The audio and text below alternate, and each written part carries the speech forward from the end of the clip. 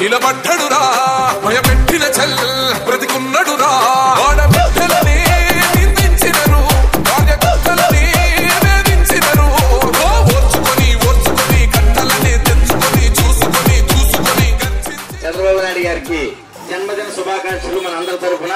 మరి ఈ రోజు ఆయన పుట్టినరోజుని అందరి సమక్షంలో ఈ నెహ్రూ నగర్ ఏరియాలో మన అందరి సమక్షంలో ఈ యొక్క పుట్టినరోజు జరుపుకోవడం మనకెంతో ఆనందదాయకం.